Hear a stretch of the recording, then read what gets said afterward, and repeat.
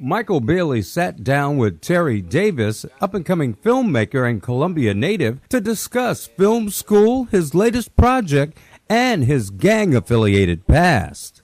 To film school, now you're producing, I believe it's your second film? Second film.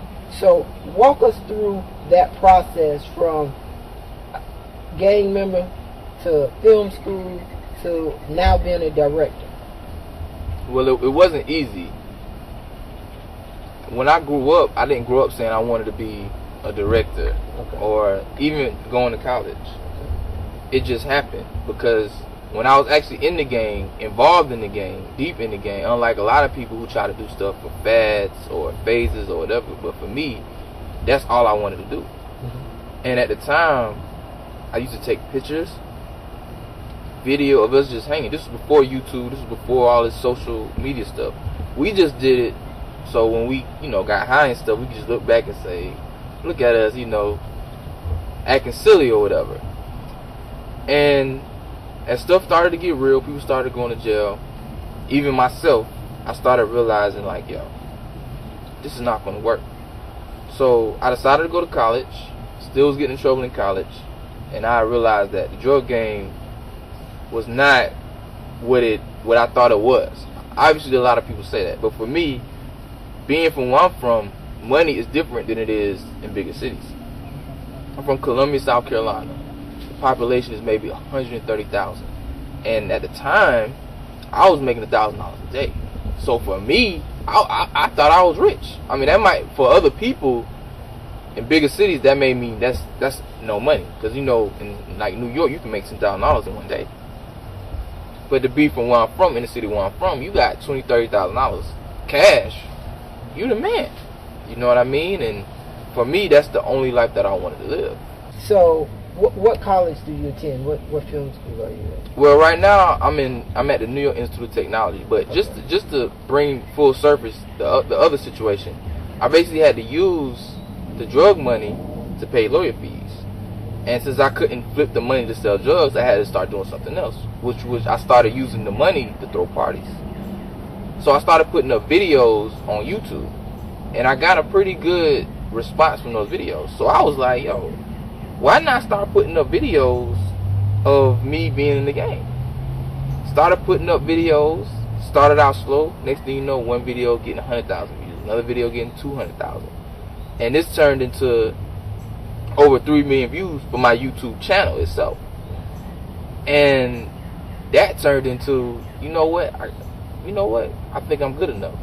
Use that same momentum, applied to film school, got into film school, New York Institute of Technology, and the rest is history. This generation of technology. Had it not been for Windows Movie Maker, which started me out, and every time I did, what I would do is I would do test documentaries, and I maybe show them to a couple of people, see how they responded to them, and then I knew I couldn't make money off of them. So what I started doing was putting bits of it. Like I'll make an hour documentary, and instead of putting an hour documentary on YouTube, because back then you couldn't put that much content, I'll put maybe 5 minutes of footage on multiple videos. So I actually used one documentary as my blueprint to add multiple videos on my YouTube channel. So I started doing research on, because I always wanted this too.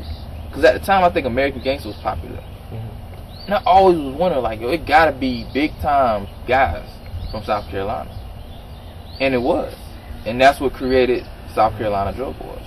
I basically did a bio on all of the major drug dealers in the history of South Carolina. And I made South Carolina Drug Wars, and that's it.